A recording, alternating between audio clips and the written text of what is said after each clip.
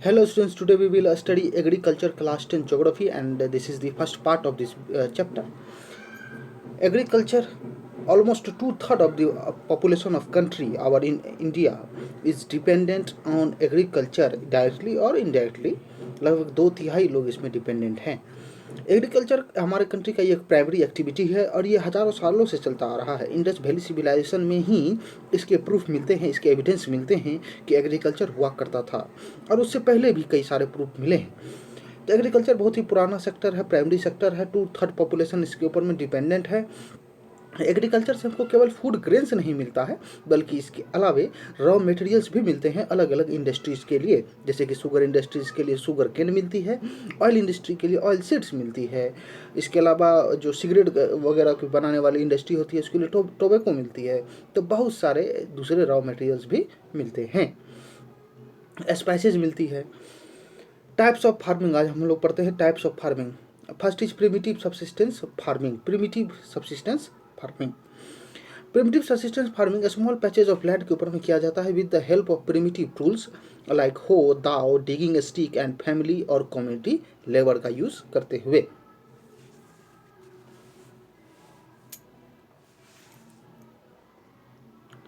It depends only on monsoon, ये mainly monsoon पे ही depend होता है. Natural fertility of the soil पे ही डिपेंड होती है और suitability of other environmental conditions to grow crops. इसमें ज़्यादातर बायोकेमिकल का यूज़ नहीं किया जाता है. जो नेचुरल फर्टिलिटी है सॉइल उसी के ऊपर में डिपेंडेंट है प्रोडक्शन. इसे स्लैश एंड बर्न एग्रीकल्चर और झूमिंग भी कहते हैं और अलग अलग रीजन में हम दूसरे दूसरे नामों से भी जानते हैं, हम लोग पढ़ेंगे आगे. तो स्लैश एंड बर्न करके इसमें फार्मर क्या करते हैं कि किसी पार्टिकुलर पैच ऑफ लैंड को सेलेक्ट करते हैं, उसके नेचुरल वेजिटेशन को स्लैश कर देते हैं, clear patch of land and burn the vegetation.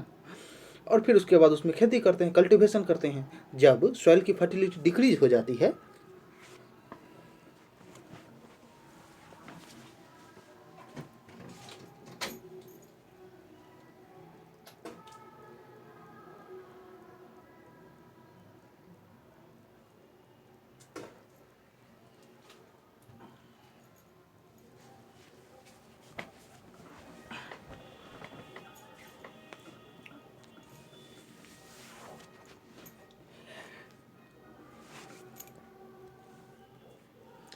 Slash and burn, farmer slash natural vegetation. किसी भी रीजन के नेचुरल वेजिटेशन को फार्मर स्लैश कर देते हैं, वहाँ के पैच ऑफ लैंड को क्लियर कर देते हैं और वहाँ की वेजिटेशन को जला देते हैं. और फिर इसके बाद उसमें कल्टीवेशन करते हैं कई सालों तक. जब वहाँ की सॉइल फर्टिलिटी धीरे धीरे खत्म हो जाती है तो फार्मर फिर दूसरे फ्रेश पैच ऑफ लैंड पर कल्टीवेशन के लिए शिफ्ट कर जाते हैं. ये ज़्यादातर जो माउंटेनियस रीजन है वहीं पर स्लैश एंड बर्न, झूमिंग, ये सारे प्रैक्टिस किए जाते हैं. तो इस तरह से नेचुरल फर्टिलिटी ऑफ सॉइल जो होती है वो फिर से रेप्लिस हो जाती है, रिन्यू हो जाती है थ्रू नेचुरल प्रोसेस. क्योंकि उसको छोड़ दिया है, अब उसकी जब सॉइल की फर्टिलिटी डिक्रीज हो गई है, घट गई है उस ज़मीन की, तो फिर इसके बाद दूसरे जगह चले जाते हैं. फिर वहाँ के नेचुरल वेजिटेशन को स्लैश करते हैं, बर्न करते हैं और फिर वहाँ पर उसको उस रीजन को, उस लैंड को कल्टिवेशन लायक बनाते हैं.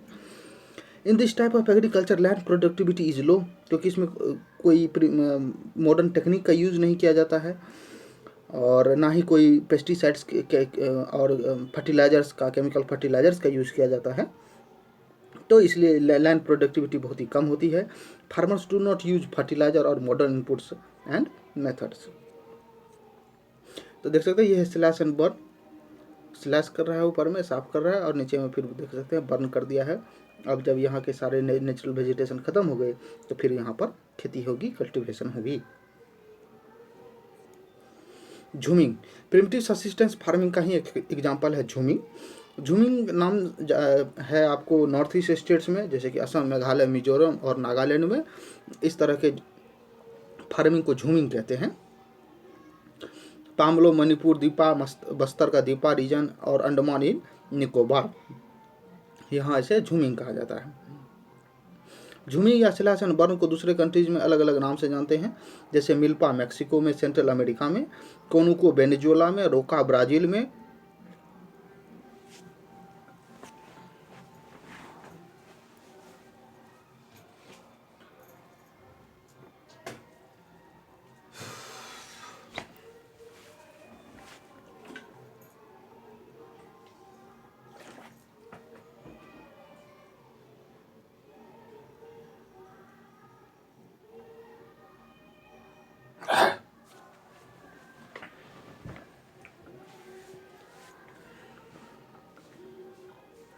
मैसोल सेंट्रल अफ्रीका में, लदांग नाम से Indonesia and way Vietnam. India में भी इसको अलग अलग तरह के नाम से जानते हैं, स्लैश बर्न और झूमिंग को।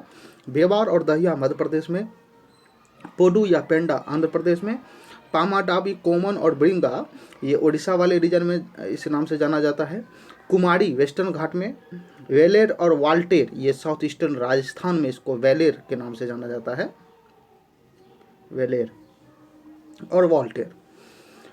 खील हिमालयन बेल्ट में, कुड़ुबा झारखंड में, अलग अलग नाम से इस झूमिंग को या स्लैश बर्न एग्रीकल्चर को जाना जाता है।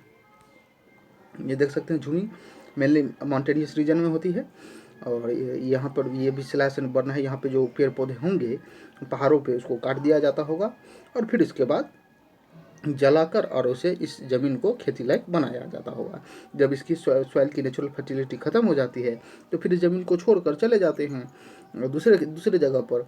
अब कई सालों में फिर से यहाँ पर पेड़ पौधे उगेंगे, फिर से यहाँ पर नेचुरल वेजिटेशन आएगी। इसके बाद है इंटेंसिव सब्सिस्टेंस फार्मिंग। ये प्रैक्टिस किया जाता है उन एरिया में जहाँ की high population pressure on land हो, यानी वहाँ पे ज़्यादा पॉपुलेशन हो, पॉपुलेशन का प्रेशर हो, कम ही ज़मीन पे ज़्यादा से ज़्यादा लोग डिपेंडेंट हों लैंड पे। ये लेबर इंटेंसिव फार्मिंग है और इसमें बायोकेमिकल इनपुट्स और इरिगेशन की ज़रूरत पड़ती है। हाई बेटर इरिगेशन सिस्टम चाहिए। It emphasise on higher productivity.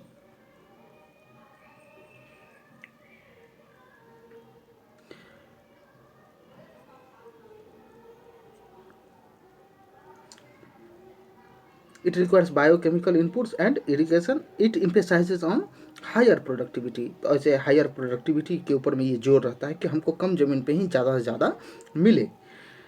Due to right of inheritance, successive generations gets very low size of land, so farmers try to get maximum output from the limited land.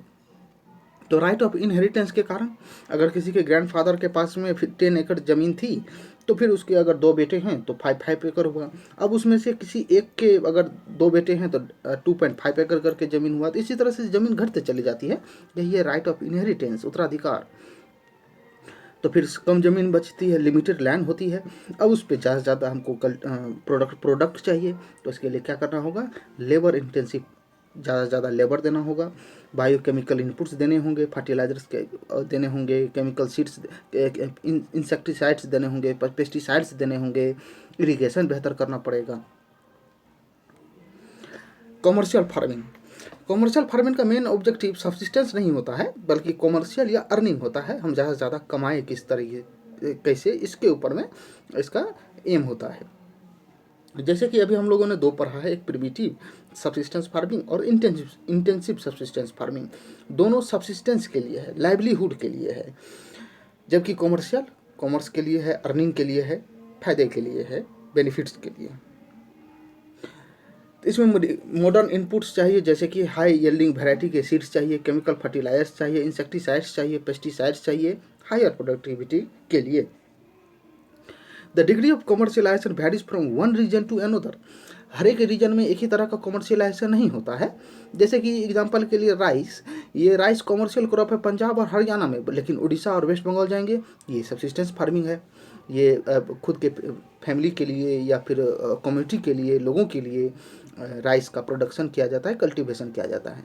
लेकिन पंजाब और हरियाणा में rice commercial crop है, क्योंकि वहाँ का तो main staple food wheat है, गेहूँ है। प्लांटेशन एक एग्जाम्पल है कॉमर्शियल फार्मिंग का। प्लांटेशन, इसमें एक सिंगल क्रॉप को लार्ज एरिया के ऊपर में ग्रोन किया जाता है और ये एक इंटरफेस का काम करता है बिटवीन एग्रीकल्चर एंड इंडस्ट्री के बीच में। जैसे कि एग्जांपल के लिए अगर शुगर इंडस्ट्री है जहाँ चीनी बनाई जाती है तो उसके लिए शुगर केन चाहिए, तो शुगर केन प्लांटेशन का एक एग्जांपल है। ऑयल इंडस्ट्री है तो ऑयल सीड्स चाहिए, तो सोयाबीन वगैरह, तो वो प्लांटेशन का एक एग्जांपल है।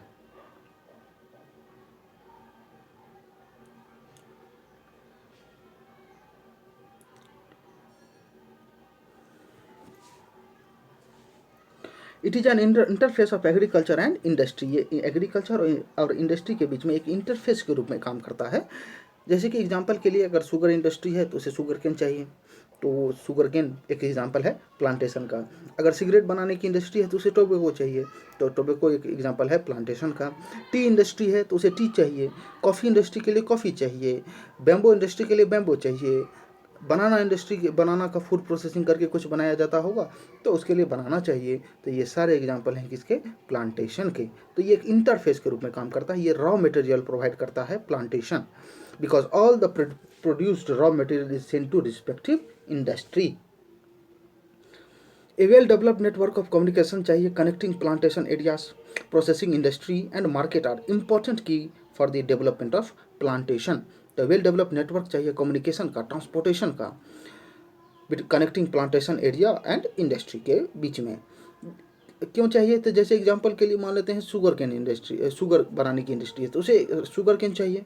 तो अगर खेतों से जैसे ही शुगर केन का कल्टीवेशन किया गया, हार्वेस्ट किया गया है, काटा गया है, तो उसे काट कर तुरंत ही ट्रांसपोर्ट करके इंडस्ट्री में भेजना पड़ेगा, वरना ज़्यादा दिनों तक अगर वो रखे रखे रहेंगे तो वो सूख जाएंगे, उसमें जो सेक्रेट्स हैं, जो जूस है, जो उसकी रस है वो ख़त्म हो जाएगी ना, तो फिर ज़्यादा उसमें से सेक्रेट्स मिलेंगे नहीं, जूस मिलेंगे नहीं इंडस्ट्री में, तो उसे तुरंत पहुँचाना पड़ेगा। बनाना इंडस्ट्री है तो कुछ फूड प्रोसेसिंग यूनिट्स में बनाना से कुछ फूड्स अलग अलग तरह के फूड्स बनते होंगे, तो तुरंत बनाना को वहाँ ट्रांसपोर्ट करना पड़ेगा, वरना वो रखे रखे ख़राब हो सकते हैं। तो एक बेहतर डेवलप नेटवर्क चाहिए कम्युनिकेशन का, connecting plantation areas and industries. It covers large tracts of land using capital intensive inputs, इसमें काफ़ी ज़्यादा कैपिटल चाहिए, इनपुट्स चाहिए, और माइग्रेंट लेबरर्स चाहिए क्योंकि इसको बार बार देखभाल करती रहनी पड़ेगी। एग्जाम्पल है जैसे कि टी असम नॉर्थ बंगाल में, कॉफ़ी यहाँ कर्नाटका होगा, कॉफ़ी कर्नाटका में ज़्यादातर होती है, Karnataka. Rubber, sugar cane, banana, bamboo, spices, this all are example of plantation. Cropping pattern based on season, season के बेस्ड पर क्रॉपिंग पैटर्न कितने हैं, तो 3 हैं, रबी, खरीफ एंड जायद। तो पहला है रबी क्रॉप्स, इसे बोया जाता है अक्टूबर से दिसंबर के बीच में, मेनली विंटर के समय में, और हार्वेस्ट किया जाता है अप्रैल से जून के समय में। एग्जाम्पल हैं wheat, barley, peas, gram, mustard, these all are example of rabi crops. कौन कौन से एरिया में से सोन किया जाता है या ग्रो किया जाता है या इसका कल्टीवेशन होती है, तो mainly north and north western parts of India such as Punjab, Haryana, Himachal, Jammu Kashmir, Uttarakhand and western UP. Western temperate cyclone in winter helps the good productivity in these regions. तो इस रीजन में जो विंटर के समय में वेस्टर्न टेम्परेट साइक्लोन्स के कारण बारिश होती है, हल्की बारिश होती है, तो इससे काफ़ी ज़्यादा फायदा मिलता है, काफ़ी ज़्यादा ये इम्पोर्टेंट रोल प्ले करता है for the good production of rabi crop. And also success of green revolution in Punjab, Haryana, western Uttar Pradesh and parts of Rajasthan. तो जब ग्रीन रिवॉल्यूशन का सक्सेस किया, इन रीजन्स में सबसे ज़्यादा सक्सेस हुई है ग्रीन रिवॉल्यूशन, तो इसके कारण भी रबी क्रॉप्स का प्रोडक्शन काफ़ी ज़्यादा हो रहा है इन सारे रीजन्स में। तो ये 2 फीचर्स हैं, 2 इंपॉर्टेंट फीचर्स हैं for the good productivity of rabi crops. One is western temperate cyclones and other is success of green revolution in north and north western parts of India. Second is kharif crop, grown on the arrival of monsoon, monsoon के arrival के समय में इसे grown किया जाता है, इसे बोया जाता है, सोन किया जाता है जून जुलाई में, और हार्वेस्ट किया जाता है, काटा जाता है इसे सितंबर और अक्टूबर के बीच में। एग्जांपल है paddy, maize, jowar, bajra, arhar, moong, urad, cotton, jute, groundnut, soybean, these all are example of kharif crops. Rice और पेडी का कहाँ कहाँ प्रोडक्शन होता है, तो वेस्ट बंगाल में, असम में, coastal regions of Orissa, Andhra Pradesh, Telangana, Tamil Nadu, Kerala, Maharashtra, Konkan coast, Bihar और यूपी में भी। सबसे ज़्यादा राइस का प्रोडक्शन वेस्ट बंगाल में होती है। In Assam, West Bengal, Odisha, 3 crops of paddy, धान के 3 crops are grown in a year, एक ही साल में 3 खेती होती है, एक ही जमीन पर 3 तरह के धान को, पेडी को ग्रोन किया जाता है। एक है औश, दूसरा है aman and third is boro. Zaid crops grown between rabi and kharif, rabi और खरीफ के बीच में से ग्रोन किया जाता है, और short duration in summer months, for short duration in summer months, गर्मी के महीनों में कम ड्यूरेशन के लिए इसका प्रोडक्शन होता है, जैसे कि वाटरमेलन, मस्क मेलन, ककम्बर, गोड और दूसरे वेजिटेबल्स और फूडर क्रॉप्स, ये इसके एग्जाम्पल हैं जायद के। ये 2-3 महीने के लिए ही कल्टीवेशन होती है इसकी, ज़्यादातर खेती होती है, 2 ही 3 महीने में ये तैयार हो जाते हैं। नोट में है कि sugar cane requires almost 1 year to grow and harvest. Sugar cane को 1 साल लगते हैं, हालांकि ये जायद क्रॉप नहीं है, इसको 1 साल लगते हैं। ये तो ना तो किसी में भी नहीं आए, ना रबी में आए, ना खरीफ में, ना जायद में। ये 1 साल इसको लगता है ग्रो होने में और हार्वेस्ट होने में, इसको इसकी इसकी हार्वेस्टिंग में। हम लोग इसको डिटेल में पढ़ेंगे शुगर कैन को। तो आप देख सकते हैं ये राइस है। राइस का मेजर एरिया और माइनर एरिया हमारे इंडिया में कहाँ कहाँ है, तो आप देख सकते हैं ये जो प्लेन्स हैं, गंगा के कुछ प्लेन्स हैं, उत्तर प्रदेश का कुछ पार्ट और वेस्ट बंगाल, इधर ब्रह्मपुत्रा प्लेन असम वाले रीजन में, उड़ीसा में, आंध्र प्रदेश में, तमिलनाडु का कोस्टल रीजन में, यहाँ पर ये ज़्यादा होते हैं। हाँ, इसके अलावा आप देख सकते हैं यहाँ पर कि पंजाब में भी थोड़ी सी है, वेस्टर्न उत्तर प्रदेश के कुछ पार्ट्स में भी है, और इधर कोंकण कोस्ट में भी हो रही है, लेकिन यहाँ माइनर एरिया है, यहाँ पे माइनर होती है। केरला में भी कुछ हो रही है पेडी का, राइस का production. Wheat second most staple main crop in India. Rice के बाद दूसरा नंबर पे वीट ही आता है, और ये मेन क्रॉप है नॉर्थ और नॉर्थ वेस्टर्न इंडिया का मेन क्रॉप है ये, यानी पंजाब का, हरियाणा का, वेस्टर्न उत्तर प्रदेश का, राजस्थान का, इन सारे जगहों का ये मेन क्रॉप है। रिक्वायर कूल सीजन, इसको ठंडा सीजन चाहिए, और ब्राइट सनलाइट चाहिए at the time of ripening, जब ये पक रहा होता है लगभग फरवरी मार्च के आसपास में, तो इसमें इसको तेज़ धूप चाहिए, ब्राइट सनलाइट चाहिए। रेनफॉल 50 to 75 सेंटीमीटर एनुअल, और टेम्परेचर 25 डिग्री सेल्सियस से कम चाहिए। किस किस रीजन्स में होते हैं इसका प्रोडक्शन, तो 2 रीजन है, एक है गंगा सतलज का प्लेन और दूसरा है black soil region of Deccan. Major producing states wheat का कौन कौन है, तो पंजाब, हरियाणा, उत्तर प्रदेश, बिहार, राजस्थान एंड मध्य प्रदेश। तो देख सकते हैं ये वीट का हार्वेस्टिंग हो रही है। वीट का डिस्ट्रीब्यूशन आप देख सकते हैं कहाँ कहाँ है, तो मेनली आप देख सकते हैं मेजर एरिया जो है वो गंगा और सतलज का। सतलज यहाँ से निकलती है, यहाँ ब्यास में आकर मिल जाती है, ये इंडस का ही ट्रिब्यूटरीज है, और सतलज तिब्बत के से निकल कर, तो इस रीजन में आप देख सकते हैं ज़्यादातर गेहूं का प्रोडक्शन हो रहा है। मध्य प्रदेश का भी कुछ पार्ट है, और ज़्यादातर आप देख सकते हैं वेस्टर्न उत्तर प्रदेश है, पंजाब है, हरियाणा है, और राजस्थान का कुछ पार्ट है। माइनर एरियाज़ में देख सकते हैं थोड़ा सा महाराष्ट्र में भी होती है, महाराष्ट्र में भी थोड़ी सी है, गुजरात में भी है, और इधर आप देख सकते हैं कि बिहार में भी थोड़ी सी है, और ईस्टर्न उत्तर प्रदेश वाले पार्ट में भी वीट का प्रोडक्शन होती है। मिलेट्स ग्रास क्रॉप के होते हैं, और जो इसके छोटे छोटे इसके सीड्स होते हैं, कोर्स ग्रेन होते हैं ये, और ग्रास फैमिली के हैं ये, इन्हें मिलेट्स कहा जाता है। जैसे कि ज्वार, बाजरा और रागी, ये एग्जाम्पल है मिलेट्स के। These are coarse grain but have high nutritional value, लेकिन इसमें हाई न्यूट्रिशनल वैल्यू होती है। जैसे कि एग्जाम्पल के लिए रागी में आयरन, कैल्शियम, रफेज और दूसरे न्यूट्रिएंट्स पाए जाते हैं। तो एक एक करके हम लोग पढ़ते हैं। फर्स्ट है jowar, third most important food crop with respect to area and production, rice, wheat and then jowar. ये तीसरा मोस्ट इंपॉर्टेंट फूड क्रॉप है with respect to area and production. ये रेनफेड क्रॉप है, और जो मॉइस्ट रीजन होती है उसी में इसका प्रोडक्शन ज़्यादा होता है, ग्रोन होता है। Major jowar production states are Maharashtra, Karnataka, Andhra Pradesh and Madhya Pradesh. Bajra grown on sandy and shallow black soil, sandy और शैलो ब्लैक सॉइल पे इसका ज़्यादा प्रोडक्शन होती है। Major bajra producing states are Rajasthan, sandy soil है वहाँ ज़्यादातर, यूपी, महाराष्ट्र में शैलो ब्लैक सॉइल ज़्यादा, गुजरात में भी ब्लैक सॉइल पाए जाते हैं कुछ, और हरियाणा में भी इसका ज़्यादा प्रोडक्शन होती है बाजरा की। इसके बाद देख सकते हैं ये है ज्वार और बाजरा के 2 अलग अलग क्रॉप्स हैं, आप इसके पिक्चर देख सकते हैं। रागी, ड्राई सीजन में इसका प्रोडक्शन होता है, red, black, sandy, loamy and shallow black soil में इसका प्रोडक्शन होती है। Major ragi producing states are Karnataka, Tamil Nadu, Himachal Pradesh, Uttarakhand, Sikkim, Jharkhand and Arunachal Pradesh. Maize, ये मेनली खरीफ क्रॉप है, लेकिन बिहार में ये रबी के समय में भी इसका प्रोडक्शन किया जाता है, इसकी कल्टीवेशन होती है रबी के सीजन में बिहार में केवल, जबकि मेनली ये कैसा क्रॉप है, तो kharif. Use for both food and food और फूडर दोनों के लिए यूज़ किया जाता है, लोग अपने खाने के लिए भी इस्तेमाल करते हैं, और फिर इसके अलावा जो कैटल्स हैं उनके लिए भी, जो बचे हुए इसके रिमेनिंग पार्ट्स हैं प्लांट्स के, वो इस्तेमाल होते हैं कैटल के लिए, फूडर के लिए। टेम्परेचर 21 to 27 डिग्री सेल्सियस चाहिए। सॉइल इसके लिए ओल्ड एलुवियल सॉइल चाहिए। Major maize producing states are Karnataka, Uttar Pradesh, Bihar, Andhra Pradesh, Telangana and Madhya Pradesh.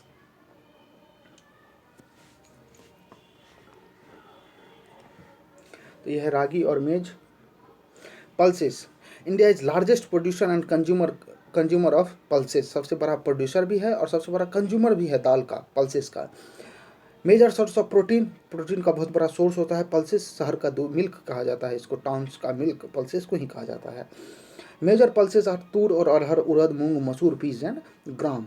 Kharif pulses और रबी पल्सेस, पल्सेस भी दो तरह की होती है। तो खरीफ सीजन में होने वाले पल्सेस जिनका कल्टीवेशन होता है वो है ग्राम एंड पीस, और जो बच गए हैं वो रबी पल्सेस हैं। इसे बहुत ही कम मॉइस्चर चाहिए।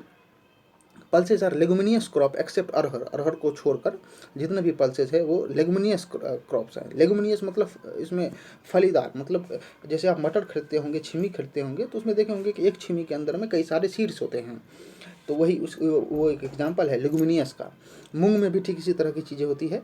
एक मूंग की जो छीमी होती है उसके अंदर में कई सारे सीड्स होते हैं मूंग के, तो वो भी एक एग्जाम्पल है लेगुमिनियस का। लेकिन अरहर, अरहर को छोड़कर अरहर लेगुमिनियस नहीं है।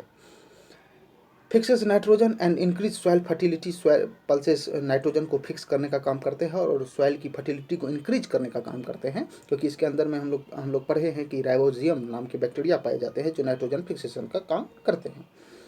Major pulses producing states are Madhya Pradesh, Uttar Pradesh, Rajasthan, Maharashtra and Karnataka. Note में कुछ चीज़ें हैं, हम आपको बताते हैं राइस के बारे में, कि राइस का ज़्यादातर जो प्रोडक्शन होता है पूरे वर्ल्ड में वो चाइना के बाद इंडिया सेकेंड नंबर पे आता है। इंडिया में 2 नंबर पे प्रोडक्शन सबसे ज़्यादा होती है, 3 नंबर पे इंडोनेशिया आता है, और इसके बाद फिर फिलीपींस है, सिंगापुर है और दूसरे दूसरे कंट्रीज़ भी हैं। लेकिन राइस का सबसे बड़ा एक्सपोर्टर दूसरे कंट्रीज़ में भेजने में इंडिया का 1 नंबर है। इंडिया लीडिंग है 1 नंबर में एक्सपोर्टिंग में, जबकि प्रोडक्शन में चाइना 1 नंबर पे है, 2 नंबर पे इंडिया है। चाइना का पिछले साल 148 मिलियन मैट्रिक टन था राइस का प्रोडक्शन, और इंडिया का 116 मिलियन मैट्रिक टन। हमारे कंट्री में बॉल ऑफ राइस छत्तीसगढ़ को कहा जाता है, कहीं कहीं आंध्र प्रदेश भी है, लेकिन अगर दोनों में से कोई एक चूज़ करना हो तो छत्तीसगढ़। छत्तीसगढ़ को बाउल ऑफ राइस कहा जाता है, धान का कटोरा, bowl. So thank you, to be continued. इसके बाद हम लोग नेक्स्ट फूड क्रॉप्स पढ़ेंगे other than grains and non food crops, Bhoodan, Gramdan, movement, और भी बहुत सारी चीज़ें हैं जो हम अगले वीडियो में, नेक्स्ट वीडियो में कवर करेंगे। So stay tuned. Thank you for the watching.